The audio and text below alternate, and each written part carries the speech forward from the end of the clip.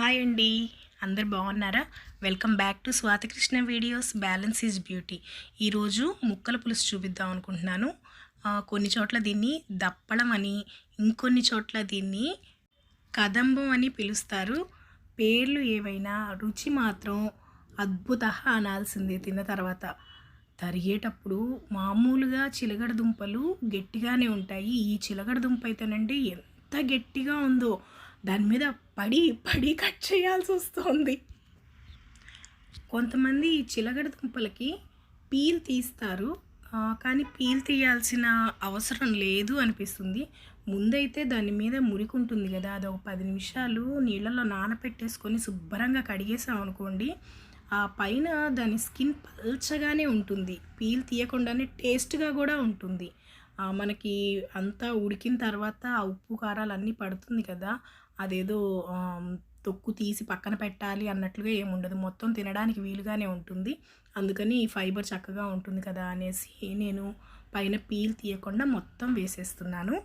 అట్లానే దీంట్లోకి చిలగడదుంప, ముల్లంగి, క్యారెట్, ఉల్లిపాయ, టమోటా, పచ్చిమిర్చి, నేను అయితే అప్పటికి ఈరోజు అంతవరకే వేశాను. దీంట్లో ఇంకా మునక్కాయ కూడా వేసుకోవచ్చు, బెండకాయ, సొరకాయ కూడా వేసుకోవచ్చు. నాకు అప్పటికే ముక్కలు చాలా ఎక్కువైపోయాయి అని చెప్పి నేను అక్కడికి ఆపేసానండి. ఎన్ని ముక్కలు ఎక్కువ ఉన్నా సరే మనకి మునక్కాయ వేస్తే ఆ టేస్టే వేరు, హీరోలాగా అయిపోతుంది. ఆ డిష్ అంతా ఎంత మంచి ఫ్లేవర్ వస్తుందో, ఆ మునక్కాయలు టేస్ట్ కూడా మైల్డ్గా ఉంటుంది, కానీ ఎంత టేస్ట్గా ఉంటుందో, ఆరోగ్యానికి కూడా ఎంత మంచిదో. అంటే నాకు దొరకలేదు మునక్కాయ, లేకపోతే ఎలాగోలా ఇన్ని ముక్కలు ఎక్కువైనా కూడా అది కూడా 2 మునక్కాయలు వేసేస్తుందని మిస్ అయిపోయాను ఈసారి. ముల్లంగికి మాత్రం పీల్ తీసానండి. దానికి సైడు చిన్న చిన్న వేర్లులాగా ఉన్నాయి, అది తినేటప్పుడు బాగుండదని దానికి పీల్ తీసేసాను. మళ్ళీ గుమ్మడికి పీల్ తీయను. నేను ముక్కలన్నీ మరీ పెద్ద పెద్దవి తరగనండి, ఎందుకంటే అదిగోండి గుమ్మడికి కూడా నేను యాజ్ ఇట్ ఈజ్ ముందు నీట్గా క్లీన్ చేసేసుకొని యాజ్ ఇట్ ఈజ్ అవి కూడా చిన్న ముక్కలే, పెద్ద పెద్ద ముక్కలు వేసేసాం అనుకోండి, మనకి ముందు ఇక్కడ పని అయితే తరిగేటప్పుడు పని కొంచెం తగ్గుతుంది, కానీ ముక్క ఉడకడానికి టైం పడుతుంది, అలానే టేస్ట్ కూడా తగ్గుతుంది. మనం వేసే ఈ చింతపండు, ఉప్పు, కారాలు ఇవన్నీ ఉంటాయి కదా, అవన్నీ పెద్ద ముక్కల్లోకి పూర్తిగా లోపలికి వెళ్ళదు. అంత లోపలికి వెళ్ళాలంటే పెద్ద పెద్ద వాటిల్లో ఎక్కువ క్వాంటిటీ చేస్తారు చూసారా, అప్పుడు వెళ్తుంది. కానీ మనం చేసుకునే ఈ కొంచెం క్వాంటిటీ బాగా పెద్ద ముక్కలు వేస్తే వెళ్ళదు. అందుకని నేను ఈవెన్గా కొంచెం సమానంగా ఉండేట్టుగానే తీసుకుంటాను ముక్కలు. ఏది తొందరగా ఉడుకుతుందో చూసుకొని అది కొంచెం పెద్ద ముక్క, తొందరగా ఉడకదో చూసుకొని అది దానికంటే ఇంకొంచెం చిన్న ముక్క అలా తీసుకుంటాను. క్యారెట్ కూడా మరీ పెద్ద పెద్ద వేయను, నిలువుగా కట్ చేసి వేసేస్తాను. అన్నీ రౌండ్గా ఎందుకని ఒకటి నిలువుగా, ఒకటి అడ్డంగా, ఇలాగ కొంచెం అదొక రకంగా ఇదొక రకంగా అలా తరిగేస్తూ ఉంటాను. కానీ కళ్ళకి ఎంత బాగుంటుందో కదండి ఇంత కలర్ఫుల్గా చూస్తూ ఉంటే. కొంతమంది ఇక్కడ వెజిటబుల్స్ పీల్ తీస్తాం కదా, వాళ్ళు ఆ పీల్ తీసేటప్పుడు మొత్తం కింద వేయడమో లేకపోతే ఆ గట్టు మీద అంతా వేయడమో చేస్తారు. మళ్ళీ ఈ ముక్కలన్నీ తీసుకెళ్ళి అటు పెట్టిన తర్వాత అదంతా క్లీన్ చేసుకొని, ఆ మరకలు పడితే మళ్ళీ పైన తుడుచుకొని కింద తుడుచుకొని ఇంత చేస్తారు. దీనికంటే కూడా ఒక బౌల్ ఏదైనా పక్కన పెట్టుకోవడమో, ఒక ప్లేట్ ఏదైనా పక్కన పెట్టుకోవడమో చేసి మనం పీల్ తీసిన వెంటనే దాంట్లో డైరెక్ట్గా వేసేసామనుకోండి, అసలు ఎంత పని తగ్గిపోతుంది, చూడ్డానికి కూడా నీట్గా ఉంటుంది. వంట పూర్తయ్యే వరకు చిందరవందరగా ఉండకుండా వంటగది అంతా క్లీన్గా ఉంటుంది, మరకలు పడవు, వెంటనే తుడుచుకోవాల్సిన అవసరం కూడా ఉండదు. డెఫినెట్గా టైం కూడా సేవ్ అవుతుందండి. సారీ, నా వాయిస్ మధ్యలో ఏదైనా కొంచెం లోగా వచ్చినా మ్యాక్సిమం క్లియర్గా ఉండటానికే ట్రై చేస్తున్నాను. ఫీవర్గా ఉండడంతో కొంచెం వాయిస్ తేడా వస్తోంది. అయితే ఇక్కడ నేను యాక్టివ్గానే కనిపిస్తున్నాను, అంటే ఫుల్ యాక్టివ్గానే కనిపిస్తున్నాను. అంటే నేను ఈ వీడియోని ముందే తీసానండి, ఆ తర్వాత నాకు ఫీవర్ వచ్చింది. తర్వాత చెప్పే ప్రాణాయామం ఉంది, అది మాత్రం ఆ ఫీవర్‌లోనే చేసేసాను. అందుకని మీకు అక్కడ మళ్ళీ కొంచెం వాయిస్ తేడా తెలుస్తుంది. దీనికి పచ్చిమిరపకాయలు చిన్న చిన్నవి మామూలుగా మనం కూరల్లోకి తరుక్కున్నట్లు చిన్న రౌండ్ కాకుండా పులిహోరలోకి తరుక్కుంటాం కదా, నిలువుగా మధ్యలో ఒక ఘాటు పెట్టినట్లుగా అలా తరిగేసేస్తే తినని వాళ్ళు ఉంటారు కదా, కారం తినలేని వాళ్ళు, వాళ్ళు తీసి పక్కన పెట్టచ్చు. దాంట్లో ఎంతవరకు వెళ్ళాలో ఆ ఫ్లేవర్ అంతవరకు వెళ్తుంది. ఈరోజు ఉల్లిపాయలు కూడానండి ఎంత మంటగా ఉన్నాయో, వావ్ ఎంత కలర్ఫుల్గా ఉందో. మనకి ఫుడ్ కూడా అన్ని కలర్స్ తినాలట. ఆహా, ఎల్లో, రెడ్, వైట్, గ్రీన్, అద్భుతం, చూడటానికి అద్భుతం. తర్వాత నేను టేస్ట్ కూడా చూస్తాను కదా, అది కూడా అద్భుతంగా ఉందండోయ్. దీనికి కూడా నేను మోస్ట్లీ బాండీల్లోనే చేస్తాను. అది కొంచెం వెడల్పుగా ఉంటుంది కదా, నాకు ఏంటో స్పేషియస్గా హాయిగా అనిపిస్తుంది. ఏది చిదిమిపోకుండా మాడిపోకుండా చేయడానికి నాకు ఇది కంఫర్టబుల్గా అనిపిస్తుంది. ఒక 3 స్పూన్స్ ఆయిల్ బాండీలో వేసేసుకోండి. ఫస్ట్ మాత్రం మంట సిమ్లోనే పెట్టుకోండి. దాంట్లో ఇప్పుడు మీరేమి తాలింపు ఏం వేయక్కర్లేదు, ఓన్లీ 3 స్పూన్స్ ఆయిల్ వేసుకోండి అంతే. ఇది ఇన్ని వెజిటబుల్స్కి కూడా వేసుకొని వెజిటబుల్స్ అన్నీ దాంట్లో వేసేసుకోండి. అయ్యయ్యో, అలాగా ముక్క బయటపడిపోతే ఎలాగా, ఆ ముక్క కూడా వేస్ట్ అయిపోతే ఎట్లా, బాండీలో వేసేసుకొని ఒక్కటి కూడా వేస్ట్ చేసుకోకుండా బ్రహ్మాండంగా ఉంటాయి ముక్కలన్నీ. ఆ గుమ్మడికాయ ఎంత టేస్ట్గా ఉంటుందండి. నాకు గుమ్మడికాయ అంటే చాలా ఇష్టం, బాగుంటుంది, వేడి చేస్తుంది. అందుకనే ఆ గుమ్మడికాయ వేడి చేసినప్పుడు కొంచెం బటర్ మిల్క్ ఎక్కువ తీసుకోవడమే. అన్ని బాండీలోకి మొత్తం ఇలా షిఫ్ట్ చేసేసుకొని ఇందాక మనం ఒక 3 స్పూన్స్ ఆయిల్ వేసాం కదా, అది కొంచెం అటు ఇటు మొత్తం కలిసేట్టుగా ముక్కలను ఒక్కసారి కదిలించి మూత పెట్టేసేయండి. ఆ ముక్కల మీద కొద్దిగా ఎక్కువ ఉప్పు వేయకండి, కొంచెం ఉప్పు వేయండి. వేస్తే ముక్క త్వరగా ఉడకడమే కాకుండా టేస్ట్గా కూడా ఉంటుంది. మీరు ఎంత వేయాలనుకుంటారో మొత్తం పులుసులోకి, దాంట్లోకి హాఫ్ సాల్ట్ని మొత్తం స్ప్రెడ్ అయ్యేలా చేసుకొని ఒక్కసారి మొత్తం వెజిటబుల్స్ని ఒక్కసారి కదిలించి ఆ తర్వాత మూత పెట్టండి. ఫ్లేమ్ మాత్రం సిమ్లోనే పెట్టుకోండి. ఇప్పుడు వెజిటబుల్స్ అన్నీ వేసిన తర్వాత కూడా సిమ్లోనే పెట్టండి, లేకపోతే అడుగంతా మాడిపోయినట్లుగా అయ్యి ముక్క ఉడకదు, అడుగున ఉండే ముక్కలన్నీ మాడిపోతాయి. దీనికి ఎక్కువ ఆ ముక్కలకి తగినంత చాలా నూనె మనం వేయడం లేదు కదా, సో తొందరగా మాడే ఛాన్స్ ఉంటుంది. అందుకని ఎప్పుడైనా సరే సిమ్లో పెట్టుకొని చేయండి. అప్పుడప్పుడు ఒక 5 మినిట్స్ అయిన తర్వాత మెల్లిగా కదిలించండి ముక్కల్ని. కదిలిస్తే మళ్ళీ కింద ముక్కలు పైకి, పైన ఉన్నవి కిందకి వెళ్ళాయనుకోండి, ఈవెన్గా ఉడుకుతూ ఉంటుంది. ఒక ముక్క ఎక్కువసేపు మనం కదిలించకుండా ఉంటే కొన్ని వెజిటబుల్స్ ఉడుకుతాయి, కింద ఉన్నవి ఉడుకుతాయి, పైన ఉన్నవి ఉడకవు. ఇంకొంచెం సేపు లేట్ చేసామనుకోండి, కింద ఉన్నవి మాడిపోతాయి, పైన ఉన్నవి కొద్దిగా ఉడుకుతూ ఉంటాయి. సో 5 నిమిషాలకు ఒకసారి మనం నెగ్లెక్ట్ చేయకుండా, ఏదో పని పెట్టుకొని మర్చిపోయామనుకోండి, అంతే సంగతులు, ఈ ముందు పడ్డ కష్టమంతా పోతుంది. అట్లా ఒక 4-5 సార్లు ప్రతి 5 నిమిషాలకి కదిలిస్తూ ఉండండి. కానీ చెయ్యకూడనిది, మంట మాత్రం త్వరగా అయిపోతుందని హై ఫ్లేమ్లో మాత్రం అస్సలు పెట్టకండి, సిమ్లోనే పెట్టండి. మధ్యలో చూసుకోండి ఒకసారి ముక్క ఉడికిందేమో, ముక్క ఉడకపోతే ఇంకొంచెం సేపు ఉంచండి. చూడండి ఇక్కడ ముక్క పూర్తిగా ఉడికిపోలేదు, ఆల్మోస్ట్ 60% ఉడికింది. 60% ఉడికినప్పుడే దీంట్లోకి మనము ఏమేమి యాడ్ చేయాలో మెల్లిగా అవన్నీ యాడ్ చేసుకోవాలి, అప్పుడే టేస్ట్ బాగుంటుంది. మొత్తం ఉడికిపోయిన తర్వాత యాడ్ చేసినవన్నీ వేసిన తర్వాత ఇంకా ఉడకబెట్టాం అనుకోండి, అంతా గుజ్జులాగా అయిపోతుంది. అప్పుడు మనం వెంటనే ఆఫ్ చేసాం అనుకోండి, అది టేస్ట్ ముక్కలకి పట్టదు. అందుకని 60% ఉడకగానే వాటి మీద పసుపు, కారం, మీకు కారం కొంచెం ఎక్కువ తినేవాళ్ళు అనుకోండి 1 స్పూన్ వేసుకోండి, మీడియంగా తినేవాళ్ళైతే 1/2 స్పూన్ వేసుకోండి. దీనికి మరీ ఎక్కువ కారం కూడా అవసరం లేదు, ఇదే చాలా టేస్టీగా ఉంటుంది. సాల్ట్ ఇందాక గుర్తుంచుకోండి, మనం ఫస్ట్ వేసాం కదా, మిగిలింది ఎంత పడుతుందో అంతే వేసుకోండి. చింతపండు గుజ్జు మీరు పులుపుని బట్టి మీరు చూసి వేసుకోండి. ఇంత పులుసుకైతే ఒక పెద్ద నిమ్మకాయ ఉంటుంది కదా, ఆ సైజు గుజ్జు పడుతుందండి. నేను డైరెక్ట్గా దాంట్లోకే పిండేస్తున్నాను. అంటే ఆల్రెడీ నాకు చింతపండు గుజ్జు వేరే దానికని నేను తీసినప్పుడు కొంచెం ఎక్కువ గుజ్జు మగ్గ పెట్టేసి నేను ఫ్రిడ్జ్లో పెట్టేస్తాను. ఇట్లా ఎప్పుడైనా కావాలంటే నేను బయటికి తీసి ఆ గుజ్జు పిండేసుకుంటాను.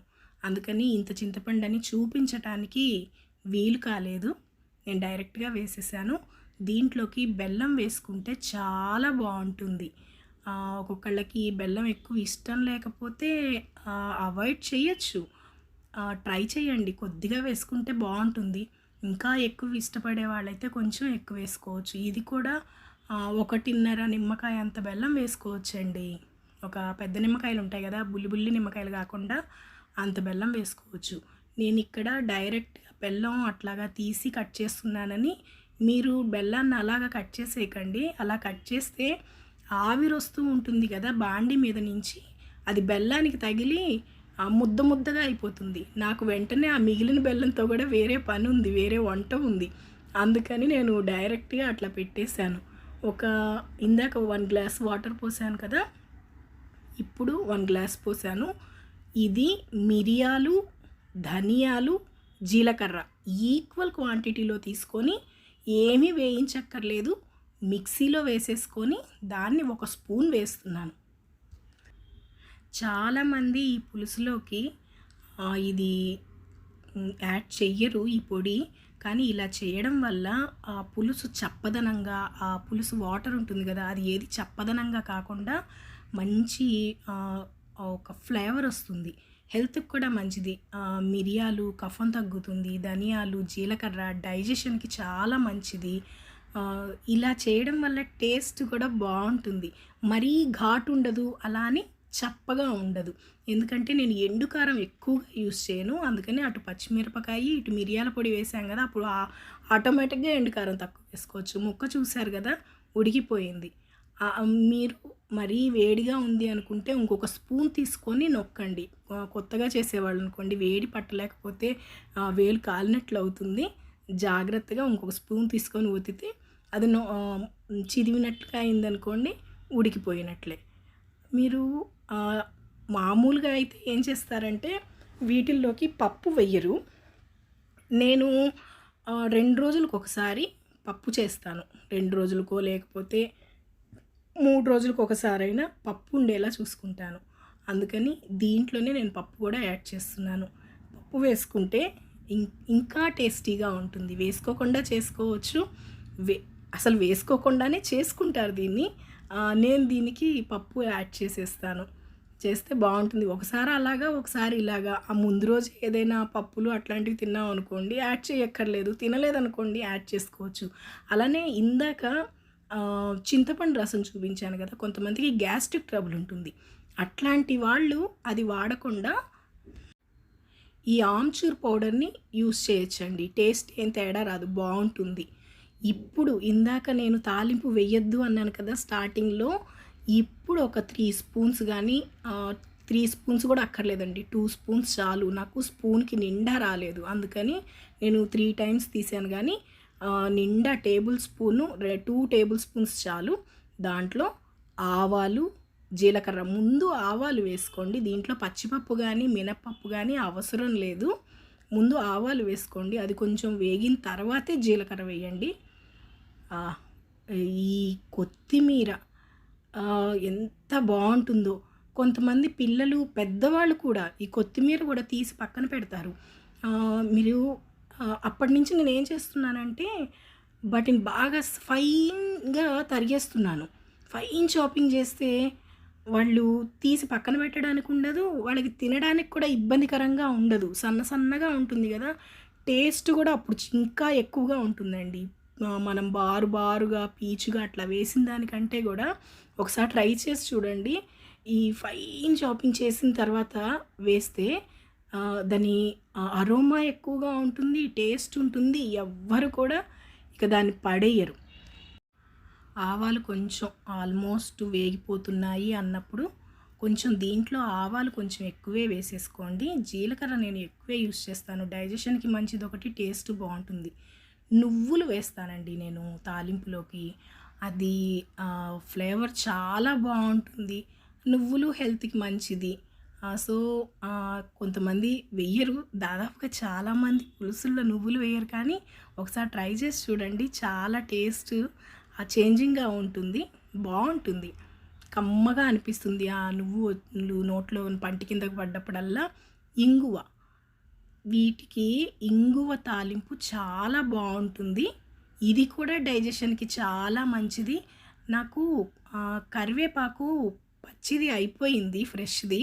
నేనేం చేస్తానంటే ఇట్లాగా ఒక్కొక్కసారి మనకు కరివేపాకు దొరకదు కదండీ! అందుకని దొరికినప్పుడు అదంతా కడిగేసి ఒక కాటన్ క్లాత్ మీద ఫ్యాన్ కింద ఆరపెట్టేస్తాను. ఆరపెట్టేసి అదేదైనా కవర్‌లో కానీ, బాక్స్‌లో గాని ఉంచుకున్నాం అనుకోండి, డ్రై అయిపోయిన తర్వాత ఎన్నాళ్ళైనా ఉంటుంది. అప్పుడు నాకెప్పుడైనా కరివేపాకు దొరకనప్పుడు నేను ఇలా వాడతాను. ఎందుకంటే ఆల్మోస్ట్ ఆల్ నేను అన్ని వంటల్లో కరివేపాకు వేస్తాను.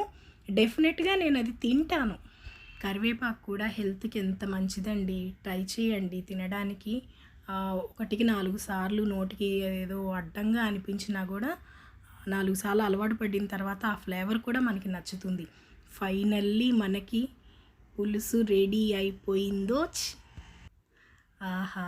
మీరిక్కడ చూస్తున్నారు. ఆ పొగలు అవన్నీ కనిపిస్తున్నాయి. కలర్‌ఫుల్‌గా కనిపిస్తున్నాయి. కానీ నేను అదంతా డైరెక్ట్‌గా టేస్ట్ చేయబోతున్నాను. ఆహా! స్మెల్ ఎంత బావుందో! టేస్ట్ కూడా అంతే బావుంది. ఉప్పు సరిపోయిందా లేదా అని టేస్ట్ చూశాను కదా! అద్భుతంగా ఉంది. ఇక్కడ రైస్ గమనించండి, ఎంత కొంచెం పెట్టుకున్నానో. అది నాకు మధ్యాహ్నం లంచ్ కోసం. ఇక అంతకంటే రైస్ ఇంక తినలేము. నేను కాదు, మీరు కూడా ట్రై చేయండి. అంత కొంచెం రైస్‌కే ఇలా వెజిటబుల్స్ ఇన్ని వేసుకొని, ఇప్పుడు దాంట్లో చూడండి మొత్తం ఆ వాటర్ ఎక్కువ లేదు. జస్ట్ ఆ వెజిటబుల్స్ అంతా మునగడానికి సరిపోయే అంత, ఉడకడానికి, మునగడానికి సరిపోయే అంత వాటరే వేశాను. పప్పు కూడా మరీ ఎక్కువ వేయలేదు కదా! వెజిటబుల్స్ ఫుల్లుగా పెట్టేసుకుంటే గమనించండి, ఎంత రైస్ ఉన్నట్లుగా మనం ఆ పూట తీసుకునే ఫుడ్ ఎంత ఉంటుందో. టేస్ట్‌గా ఉంటుంది కాబట్టి, అయ్యో! ఉత్త వెజిటబుల్స్ తిన్నానే అన్న ఫీలింగ్ కూడా రాదు. వేడి వేడి అన్నంలోకి, అందులో ఆకలి మీద ఉన్నప్పుడు వేడి వేడి అన్నం టేస్ట్‌గా, కలర్‌ఫుల్‌గా, మంచి వాసనతోటి, అబ్బా! ఆగలేం బాబోయ్! కొంతమంది క్యారెట్ తినరు, కొంతమంది ముల్లంగి తినరు. అట్లాంటి వాళ్ళు కూడా వీటిల్లో మనం ఆ మిరియాలు, ధనియాలు, జీలకర్ర పొడి, ఈ ఉప్పు, కారం, చింతపండు, బెల్లం ఇన్ని వేయడం వల్ల ఆ ముక్కల్లోకి అన్నీ కూడా మంచి టేస్ట్ వెళ్ళి, పులుపు, ఉప్పు, కారం, తీపి వెళ్ళి చాలా బ్రహ్మాండంగా ఉంటుంది. ఇదంతా ముక్కలు కదండి, వెజిటబుల్స్ కదా, ఈ అన్నం సరిపోతుంది మధ్యాహ్నానికి. సో ఇలా ముక్కలు ఎక్కువగా వేసుకొని పప్పుచారు చేసుకుంటే కొంచెం అన్నంతో కడుపు నిండిపోతుంది. అన్ని రకాల విటమిన్స్ అందుతాయి. దీంట్లో పప్పు ఉంది, వెజిటబుల్స్ ఉన్నాయి, చిలగడ దుంపు ఉంది, గుమ్మడికాయ, క్యారెట్, ముల్లంగి. ఆహా, సూపర్గా ఉంది. మధ్య మధ్యలో నువ్వులు వేసాం కదా, ఆ ఫ్లేవర్ తగులుతోంది, ఆ కొత్తిమీర ఫ్లేవరు సూపర్గా ఉందండి. మీకు దొరికితే మాత్రం మునక్కాయ కూడా వదలకుండా వెయ్యండి, ఇంకా చాలా బాగుంటుంది. ఇన్ని రకాల ఈ ఉప్పు, కారాలు వీటన్నిటిలో మునక్కాయ ఇంతసేపు ఇలా ఉడికితే చాలా బాగుంటుంది. ముక్క ఉడకడమే కదా అని నీళ్ళల్లో మాత్రం ఉడకపెట్టకండి, ఆ టేస్ట్ వేరుగా ఉంటుంది. ఎందుకంటే నేను అది చేశాను. ఇది చేసిన తర్వాత ఇదే ఎక్కువ టేస్ట్ ఉండడంతో నేను ఇదే కంటిన్యూ చేశాను. ఒక 10 నిమిషాలు లేట్ అవ్వచ్చు, 2-3 సార్లు కలుపుకోవాల్సి వస్తుంది, కొంచెం దాన్ని గమనించుకోవాల్సి వస్తుంది. అంతేకాని టేస్ట్ నెంబర్ 1గా ఉంటుంది. ముందు ఉత్త నీళ్ళల్లో ఉడకబెట్టేస్తే ఈ ముక్కలకన్నిటికి కొంచెం చప్పదనం ఉంటుందండి. అందులో ఈ వెజిటబుల్స్ ఇష్టపడని పిల్లలుంటారు. కొంచెం పెద్దవాళ్ళు కూడా ఉంటారులెండి. అన్నీ పక్కన పెట్టేసి, ఆ పులుసు మాత్రం టేస్ట్ ఉంటే పులుసొక్కటి తినేస్తారు. వెజిటబుల్స్ అన్నీ తోసేస్తారు. మరి వాళ్ళు వెజిటబుల్స్ ఎలా తినాలి? ఇలా ట్రై చేయండి. వెజిటబుల్స్ తినని వాళ్ళు కూడా ముక్క వదిలిపెట్టకుండా అన్ని వెజిటబుల్స్ తినేస్తారు. నేను దీంట్లోకి పప్పు వేశాను కాబట్టి కొంచెం చిక్కదనం వచ్చింది. పప్పు వేయకపోతే మరి కొంచెం నీళ్ళగా ఉంటుంది గదా! అది అంతా ఎక్కువ పట్టదు అన్నానికి. అన్నం నుంచి పక్కకి వచ్చేసినట్టుగా ఉంటుంది. సో, ఏం చేసుకోవాలి? కొంచెం నేను ఇట్లా పప్పు వేయనప్పుడు ఇప్పుడు నేను చేసినంత పులుసుకి ఒక 2 స్పూన్స్ బియ్యపిండి తీసుకోండి.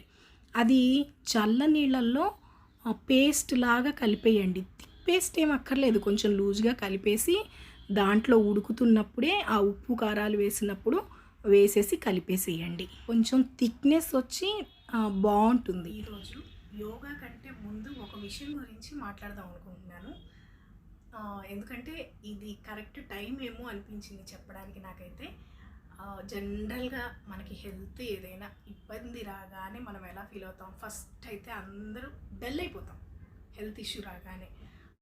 మానసికంగా ముందు డల్ అయిపోతాము. దాంతో మనకి ఉన్న హెల్త్ ఇష్యూకి ఇంకొంచెం ఇది చక్కగా యాడ్ అయినట్టుగా ఉంటుంది. మనం ఎప్పుడైనా సరే హెల్త్ బాగోకపోతే యాక్టివ్‌గా ఉండడానికి ట్రై చేయండి.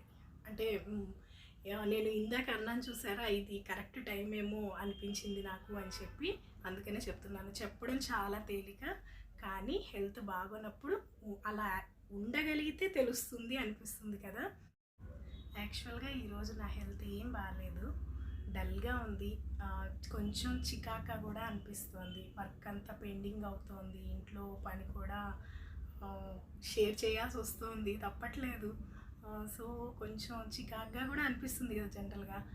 సో, అట్లాంటప్పుడు నేను ఏం చేస్తానంటే, ముందు ఈ పెయిన్స్ మీద, వాటి మీద అదే దృష్టి పెట్టకుండా ఏదో ఒక చేంజింగ్ కోరుకుంటాను. ఆ చేంజింగ్ కోరుకున్నప్పుడు అప్పుడు ఉన్న హెల్త్‌కి ఏమి చెయ్యగలుగుతానో వాటిని చూస్ చేసుకుంటాను. అది నేను ఏం చేయగలుగుతాను, ఇష్టమైనవేంటి, ఆ ఇష్టమైన వాటిల్లో కూడా మనం చేయగలిగేవి ఉండాలి కదా! ఇప్పుడు వెళ్ళి యాక్టివ్‌గా ఉండాలి అంటే వెళ్ళి ఇంట్లో పనంతా చేసేయాలి, లేకపోతే రన్నింగ్ చేసేయాలి, జాగింగ్ చేసేయాలంటే చేయలేము. ఏదైతే మనకప్పుడు ఉన్న ఇబ్బందికి ఎంత వీలుగా మన బ్రెయిన్ యాక్టివ్గా, మనసు సంతోషంగా, ఉత్సాహంగా ఉండటానికి బాడీని కూడా పొద్దుస్తమానం అలా పడుకోబెట్టేసేయకుండా కొంచెం యాక్టివ్ చేయడానికి కూడా మనం ఏదో ఒకటి మనకి ఇష్టమైన వర్క్ని, చేయగలిగే వర్క్ని ఆ టైంలో చూసుకున్నాం అనుకోండి, హ్యాపీగా ఉంటుంది. అందుకని నాకు ఈ వీడియో చేయడం అంటే చాలా ఇష్టం. సో, అందుకని నేను ఈరోజు ప్రత్యేకించి చాలా వీక్గా ఉంది, అయినా నేను ఆ మైండ్ కొంచెం డైవర్ట్ చేసుకోవడానికి నేను ఈ వీడియో చేద్దాం అనుకున్నాను. ఏంటంటే హెల్త్ బాగాలేదు అనగానే మనం ఇక ఏదో ఒకటి ఇంట్లోనే కదా, బయటికి వెళ్ళేది ఏమీ లేదు అని ఏదో పెద్ద పేషెంట్లం అయిపోయినట్టు ఏదో పైకి దొరికింది ఏదో అంత ఏ పిచ్చి నైటీలో వేసుకొని మనమే ఉన్న దానికంటే కూడా పిచ్చి పిచ్చిగా ఉంటాము. దాంతో అటో ఇటో వెళ్ళినప్పుడు ఒక మిర్రర్ వైపు చూడకుండా ఉన్నాం కదా, చూసినప్పుడు అబ్బా చాలా పిచ్చిగా అయిపోయాను, చాలా ఇబ్బంది పడిపోతున్నాను అన్న ఫీలింగ్ మనకి వస్తుంది, ఎదుటి వాళ్ళకి కూడా పెద్ద పేషెంట్ లాగా కనిపించేస్తాం. అలా కాకుండా డే అంతా వీక్నెస్ ఉండదు కదండి. ఏదో ఒక టైంలో కొంచెమన్నా ఎనర్జీ ఉంటుంది. ఆ ఎనర్జీ ఉన్న టైంలో మీకు ఇష్టమైన కలరు, మీకు ఇష్టమైన బట్టలు ఏదో కాస్త ఫ్రీగా గాలాడేవి ఉంటాయి కదా, అలాంటివి వేసుకొని ప్రశాంతంగా కాసేపు బ్రీతింగ్ మీద కాన్సన్ట్రేట్ చేయడం ఒకటి. ఎందుకంటే దానికి మనమేమి స్ట్రెస్ తీసుకోక్కర్లేదు. ఓన్లీ కూర్చొని ఇలాగ కూర్చోలేకపోతే, ఓపికగా లేకపోతే వెనక్కి కూర్చొని అయినా సరే కళ్ళు క్లోజ్ చేసుకొని హ్యాండ్స్ ఇలా ఓపెన్ చేసి కాళ్ళ మీద పెట్టేసుకొని ఒక్క 10 మినిట్స్ బ్రీతింగ్ మీద, బ్రీత్ ఇన్ని బ్రీత్ అవుట్ని దాని మీదే దృష్టి పెట్టి ప్రశాంతంగా ఒక 10 మినిట్స్ అలా చేయండి. నిజంగా చాలా రిలాక్సింగ్గా ఉంటుంది. మనకి హెల్త్ ఇష్యూ ఏది వచ్చినా సరే వెంటనే మనకి డైజెషన్ బాగా ఉండదు. అందుకని మనం తీసుకోవాల్సిన ఇంకొక జాగ్రత్త ఏంటి, మంచి ఫుడ్ తీసుకోవాలి. మంచి ఫుడ్డు అంటే మనం ఏమి తీసుకోవాలో ఆ హెల్త్‌కి సంబంధించింది ఏం తీసుకోవాలి, ఏం తీసుకోకూడదన్న అవగాహన మనకి తెలియకపోతే పెద్దవాళ్ళని అడగడమో, డాక్టర్‌ని అడగడమో చేసి వీలైనంత వరకు ఆ ఫుడ్‌నే తీసుకోవాలి. అంతేగాని మనకి నోరు బాగాలేదు కదా అని నోటికి ఈ టైంలో చిప్స్ బావుంటాయి, డీప్ ఫ్రైస్ బావుంటాయి, లేతే పికిల్స్ అయితే నోటికి బావుంటుంది కదా అని అన్నీ అవి తినేసామనుకోండి, డైజెషన్ సిస్టమ్ చాలా ఇబ్బంది పడుతుంది. అది ఇబ్బంది పడితే ఆటోమేటిక్‌గా మనం ఇబ్బంది పడిపోతాం కదా! అప్పుడు మన హెల్త్ ఇష్యూ తొందరగా రికవర్ అవ్వడానికి కూడా చాలా కష్టమవుతుంది. బాగలేదు కదా అని చెప్పి కూర్చున్న చోటే కూర్చోవడము, ఇలా చేయకుండా కాస్త ఓపిక ఉన్నప్పుడు కొంచెం ఓపిక చేసుకొని కాసేపు బాల్కనీలో కూర్చొని మనం ఏ ఫ్రూటో, జ్యూసో ఏదైనా తీసుకుంటాం కదా! ఆ టైంలో ఆ బెడ్ మీదే కూర్చొని లేకపోతే ఆ సోఫాలోనో అట్లా కూర్చొని అలా కాకుండా కాస్త రిఫ్రెష్మెంట్‌గా ఉంటుంది. మీకు బాల్కనీలో కింద వాకింగ్ ఏరియా ఉందనుకోండి, అక్కడ ఏదైనా చెట్లు ఉంటే కాసేపు వెళ్ళి అక్కడ కూర్చున్నారనుకోండి చాలా రిఫ్రెష్మెంట్. బాగలేదు అని మన రిలేటివ్స్‌కో, ఫ్రెండ్స్‌కో, నైబర్స్‌కో ఎవరికైనా తెలిసిందనుకోండి, ఇక పలకరిస్తూనే ఉంటారు. అదేంటో నాకు అర్థం కాదు. బాగలేని వాళ్ళని ప్రశాంతంగా వాళ్ళ మానాన వాళ్ళని వదలనీయకుండా హ్మ్. ఏంటి? ఎలా ఉంది? దాని ప్రాబ్లమ్ ఇదట, దీని ప్రాబ్లమ్ అదట, ఏంటో రకరకాలు ఆ ఉపన్యాసాలన్నీ వచ్చేస్తాయి. వీళ్ళు ఇది తినమంటారు, వాళ్ళు అది తినమంటారు. ఇప్పుడు 10 మంది ఉంటారండి. 10 మంది 10 రకాలు చెప్తే ఏ రకం పాటించాలి? మళ్ళీ నేను ఇది చెప్పాను, నువ్వు ఇది చేశావా అని కూడా అడుగుతారు. ఇన్ని రకాలు 100 మంది ఉన్నారనుకోండి, ఒకటి ప్రశాంతంగా ఆ టైంలో వదిలేస్తే రెస్ట్ తీసుకుంటాము. లేకపోతే మనకేమాత్రం ఓపిక ఉంటే మనకిష్టమైన పనేదో మనం చేస్తాము. ఫోన్‌లో మాట్లాడగలిగే స్ట్రెంగ్త్ ఉంటే ఎవరికైనా ఫోన్ చేసి మనకి ప్రశాంతంగా, హ్యాపీగా అనిపించే వాళ్ళకి ఫోన్ చేసి కాసేపు మాట్లాడతాము. అబ్బే! అలా ఉండదు. తెలియగానే టక్కున ఫోన్‌లు కొట్టి అసలు చెయ్యకపోతే ఇదొక ప్రెస్టేజ్ క్వెషన్ లాగా అయిపోతుంది. ఫోన్ చేసి బాగలేదట, ఎలా ఉన్నావు అని అడుగుతారు. బాగోకపోతే ఎలా ఉంటాము? బాగోకుండానే ఉంటాము. కానీ అలానే ఇటు వాళ్ళకి కూడా ఇంకొక డౌట్ ఉంటుందండి. ఈ టైంలో కూడా పలకరించకపోతే పలకరించట్లేదు అని అనుకుంటారేమో అని వాళ్ళకి డౌట్ ఉంటుంది. కాబట్టి కొంచెం ఈ టైంలో మెల్లిగా చెప్పండి మీ ఇంట్లో ఉన్న వాళ్ళకి. నేను ఫోన్ కాల్స్ ఏమన్నా వస్తే నేను అటెండ్ చేయలేను. సో ఎవరైనా మీ పిల్లలో, హస్బెండో సంథింగ్ ఇంట్లో మీకు దగ్గరగా ఎవరు తోడుగా ఉన్నారో వాళ్ళకి చెప్పి నేను అటెండ్ చేయలేను, రిక్వెస్ట్ చేసుకోండి. ఈ ఒక్కరోజుకి మీరు అటెండ్ చేసి తను రెస్ట్ తీసుకుంటోంది అని చెప్పమని చెప్పేసేయండి. బాగా పోగా ఏంటి అంటే ఒక హ్యాపీ మూడ్లో ఉండాలండి. మనకి ఒంట్లో బాగున్నా బాగోకపోయినా బాగున్నప్పుడు అంత హ్యాపీగా ఉన్నప్పుడు ఎవరైనా హ్యాపీగానే ఉంటారు. ఆ అట్మాస్ఫియర్ అంత హ్యాపీగా ఉన్నప్పుడు మనకంతా మంచి జరుగుతున్నప్పుడు ఎనర్జీగా ఉన్నప్పుడు హ్యాపీగానే ఉంటాము. మనకి ఏదైనా ఇబ్బందిగా ఉన్నప్పుడు హెల్త్ బాగాలేనప్పుడు కూడా హ్యాపీగా యాక్టివ్గా ఉన్నాం అనుకోండి, అది స్పెషాలిటీ కదా. అలానే ప్రాణాయామం కానీ, ఓంకారం కానీ, భ్రమరం కానీ ఏది చేస్తున్నా సరే, మెడిటేషన్లో ఉన్నా సరే మనం ఒక పాజిటివ్ ఎనర్జీని తీసుకున్నట్టుగా బిలీవ్ చేయండి. మనకి మంచి పాజిటివ్ ఎనర్జీని మనం తీసుకోగలుగుతున్నాము, తీసుకుంటున్నాము అని ఓపెన్ హ్యాండ్స్ పెట్టి చేయండి. అందుకనే ఎప్పుడు నేను ప్రాణాయామానికి చిన్ముద్రలో అయినా పెట్టుకోవచ్చు, ఓపెన్ హ్యాండ్స్ అయినా పెట్టుకోవచ్చు. అలా పెట్టుకుంటే మనం పాజిటివ్ ఎనర్జీని మనం రిసీవ్ చేసుకుంటున్నట్టుగా. అందుకని దీన్ని క్లోజ్ చేయకుండా నేను ప్రతిసారి ఓపెన్ చేయండి అంటున్నాను చూసారా, అందుకోసం చెప్తున్నాను. అలానే ఈరోజు భ్రమరీ ప్రాణాయామం ఎలా చేయాలో, అది షణ్ముఖ ముద్రలో ఎలా చేయాలో కూడా చూసేద్దాం. భ్రమరం అంటే హనీబీ. ఈ హనీబీ ఎలాంటి సౌండ్ చేస్తుంది? అంటూ వస్తుంది. అంటే ఇది థ్రోట్ దగ్గర నుంచి వచ్చే సౌండ్. థ్రోట్ చక్ర బాగా వర్క్ చేస్తుంది. ఈ భ్రమరం రోజు ప్రాక్టీస్ చేయడం వల్ల చాలా స్ట్రెస్ రిలీఫ్ అవుతుంది, టెన్షన్స్ తగ్గిపోతాయి. అలానే థైరాయిడ్ బాగా కంట్రోల్ అవుతుంది. భ్రమరం ఇప్పుడు ఎలా ప్రాక్టీస్ చేయాలో చూద్దాము. ఈ భ్రమరం ప్రాక్టీస్ చేసినప్పుడు ఈ హెడ్ అంతా బాగా వైబ్రేట్ అవుతుంది, స్కాల్ప్ బాగా మంచి వైబ్రేషన్ వస్తుంది. దాంతో మనకి హెడేక్ కూడా తగ్గుతుంది. ఇప్పుడు భ్రమరం ఈజీగా ఎలా చేయాలో ఫస్ట్ చూపిస్తాను, మళ్ళీ షణ్ముఖి ముద్రలు ఎలా చేయాలో కూడా చూపిస్తాను. ఈజీగా అంటే ఇదిగోండి, ఈ థంబ్ని అయినా ఇలా ఇయర్స్ని క్లోజ్ చేయొచ్చు. క్లోజ్ చేయడం అంటే టైట్గా ప్రెస్ చేసేయకండి. జస్ట్ ఏంటంటే మనకి బయట నుంచి వచ్చే సౌండ్స్ మనకి వినిపించకుండా క్లోజ్ చేస్తాం, అంతవరకే చేసి అని అనాలి. కొంతమంది ఈ సౌండ్ కాకుండా అంటారు, ఇక్కడ రాపిడి జరిగి గొంతు నొప్పి వస్తుంది. అలా చేయకండి. సౌండ్ని బాగా అబ్జర్వ్ చేసి ఆ తర్వాత ప్రాక్టీస్ చేయండి.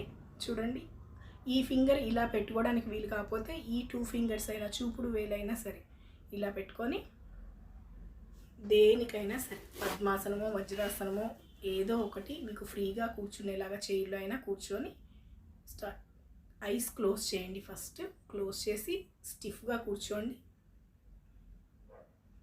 బ్రీతింగ్ చేయండి, చేసి భ్రమరం చేయండి.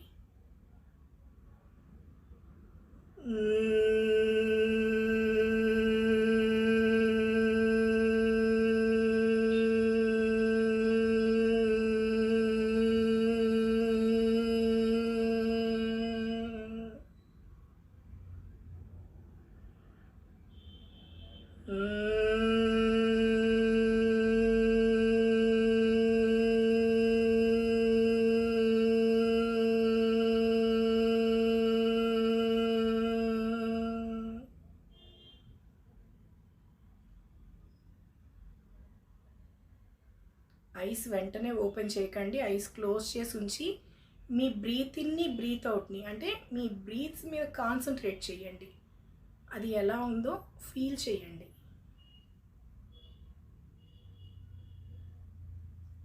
టూ బ్రీతింగ్స్ 3 బ్రీతింగ్స్ తీసుకున్న తర్వాత మెల్లిగా భ్రమరం చేసిన తర్వాత కూడా హ్యాండ్స్ని కొద్దిగా రబ్ చేస్తే కొంచెం హీట్ ప్రొడ్యూస్ అవుతుంది కదా, అది స్ట్రైట్గా నొక్కేసేయకుండా కొంచెం ఇలా ఐస్ మీద పెట్టండి. ఆ వెచ్చదనాన్ని మీరు ఫీల్ అవ్వండి. చిన్నగా ఫింగర్స్ గ్యాప్లో నుంచి చిన్నగా చూస్తూ ఓపెన్ చేసి మీ అరచేతుల్ని చూసి ఆ తర్వాత మెల్లిగా స్మైల్ చేస్తూ మెల్లిగా ఐస్ ఓపెన్ చేయండి. నేను ఇప్పుడు మీకు చెప్పాల్సి వస్తుందని నేను మాట్లాడుతున్నాను, కానీ ఓంకారం కానీ, భ్రమరం కానీ, ప్రాణాయామం కానీ ఏవి చేసేటప్పుడైనా సరే మీరు మాట్లాడడం కానీ, కళ్ళు తెరవడం కానీ, అటు ఇటు క్రాస్గా కూర్చోవడం కానీ అలా కాకుండా స్టిఫ్గా కూర్చొని ప్రాక్టీస్ చేయండి. అయిపోయిన తర్వాత ఎప్పుడూ కూడా ఏ ప్రాణాయామం అయినా సరే వెంటనే ఐస్ మాత్రం ఓపెన్ చేయకండి. ఈ భ్రమరీ ప్రాణాయామాన్ని షణ్ముఖి ముద్రలో చేయడం వల్ల ఇంకా ఎఫెక్టివ్గా వర్క్ చేస్తుంది. చూడండి, తమ్ని చెవి దగ్గర పెట్టండి. ఫస్ట్ చూపుడు వేలిని ఐ బాల్ మీద గట్టిగా ఒత్తేసేయకండి. జస్ట్ ఐని ఇలా క్లోజ్ చేయండి, ప్రెస్ చేయకండి. చూపుడు వేలు పక్క వేలుని నోస్ మీద పెట్టండి. ఉంగరం వేలిని లిప్స్ పైన పెట్టండి. చిటికెన వేలిని కింద పెట్టేసేయండి. నాలుకని పైకి మడత పెట్టండి. పెట్టి నోటిని క్లోజ్ చేసి బ్రీతింగ్ బాగా తీసుకొని ఇప్పుడు భ్రమరీ చేయండి.